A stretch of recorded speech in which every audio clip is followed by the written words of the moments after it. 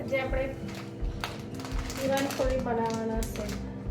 એ મહારાષ્ટ્રની રેસીપી છે. એના માટે મેં દાળને બોળાવી મૂકું 3 કલાક ખાડું. 500 ગ્રામ દાળ,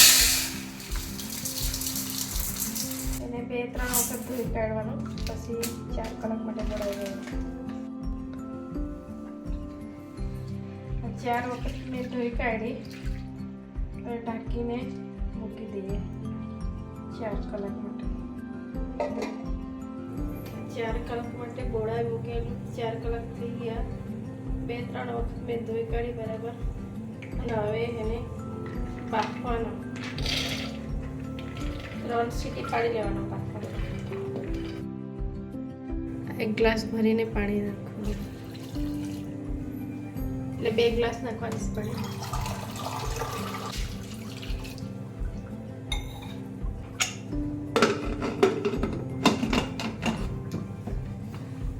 હવે આપણે ગેસ પર મૂકી દઈએ ને 3 સીટી પાણીને બંધ કરી દેવાનું ગેસ. પછી ઠંડુ પડે ત્યારે ખોલવાનું. મારી દાળ બાફાઈ ગઈ. 3 સીટી પાડી લીધી ને ઠંડી કરી લીધી છે. હવે એને આપણે ગાળણીમાં કાઢી લઈએ.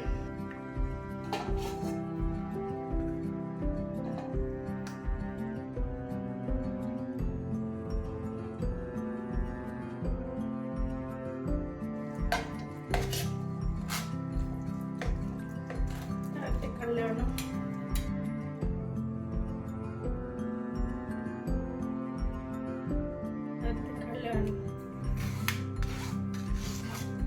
આવી રીતે આખી દાળને કાઢી લેવા. બસ તમને મેં બતાવવા.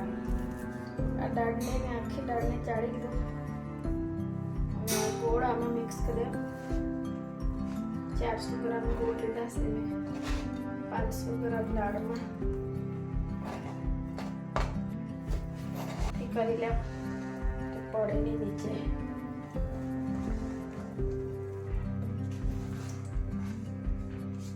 હવે આપણે ગેસ ચાલુ કરીએ. ગોળની અને દાળને આપણે મિક્સ કરી લઈએ.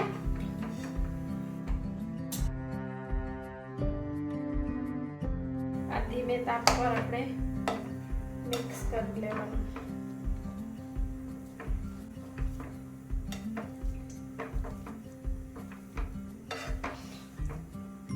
આ 4 વાટકી ઘઉંનો લોટ લેવાનો છે. એને ચાળી લેવાનો બરાબર. અડધા મેંદા ને અડધા ઘઉંનો લોટ તો ચાલે, પણ મેં ઘઉંના જ લોટનો બનાવવાનો છે. આમાં અડધી ચમચી મીઠું નાખ.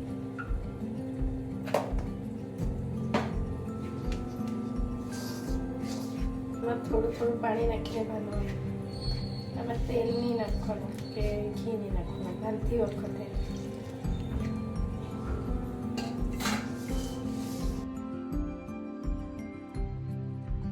વધારે કઠણ નહીં બાંધવાનું ને, થોડું ઢીલું બાંધવાનું. બરાબર માં પાડવાનું છે.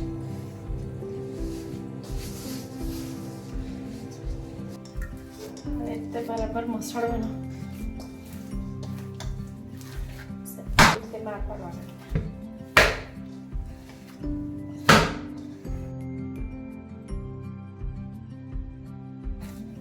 જેટલી મહેનત કરે એટલું સારું બનશે, એટલી મસ્ત લાગશે, ટેસ્ટી.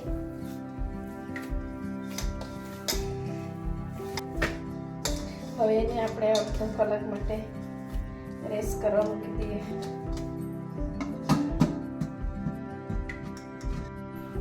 દાળના આપણે લુવા બનાવી લઈએ.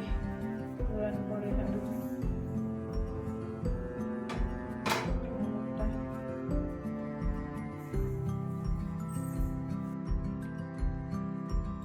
હવે મેં આ લુવા બનાવી લીધા. હવે આપણે પુરણપોળી બનાવીશું. આ લોટ મેં બાંધીને મૂકેલું તે એકદમ મસ્ત થઈ રહ્યું છે. જરૂર ઘી લગાડ લેવાનું. ચટણી લોટ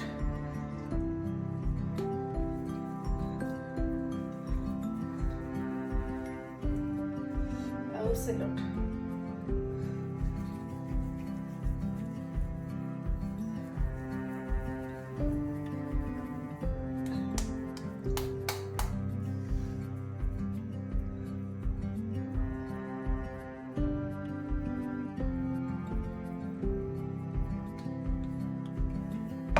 અને આ રીતે લોટ ચોટાડી દેવાનો.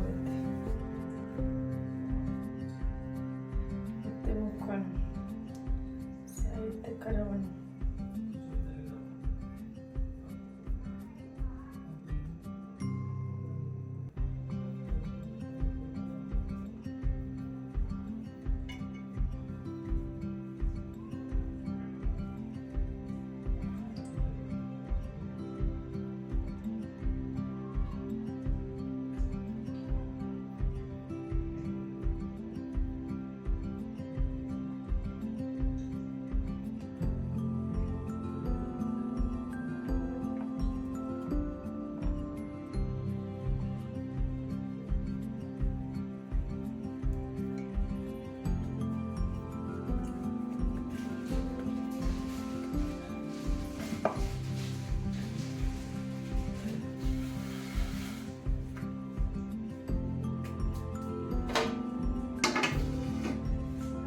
નાખીને એક એક પીવાનું કાઢી લેવાનું. હવે મેં ગેસ ચાલુ કરું.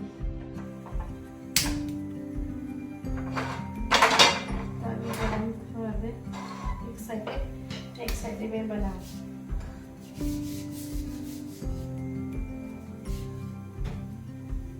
એકદમ ઢીલા હાથ કરીને બનાવવાનું.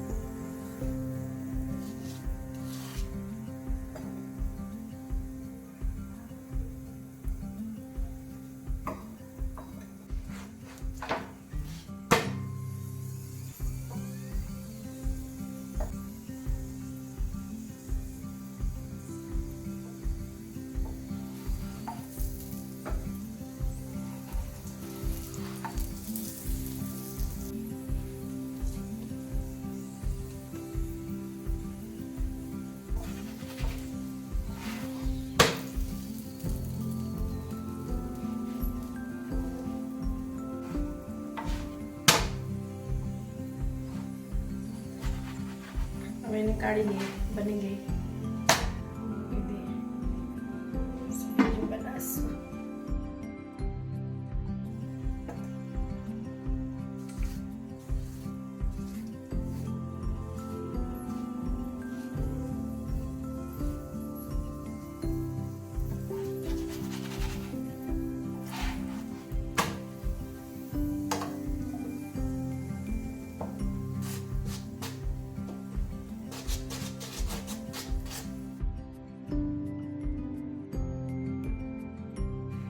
પૂરણપોળી બની ગઈ છે.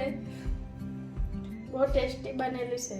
આ મારો વિડીયો તમને ગમેલો હોય તો સબસ્ક્રાઈબ કરજો, કોમેન્ટ કરજો, લાઈક કરજો. તમે હું બનાવીને ખાજો. ટેસ્ટી પૂરણપોળીને રસ સાથે ચાય સાથે એવું ખાઈ શકાય.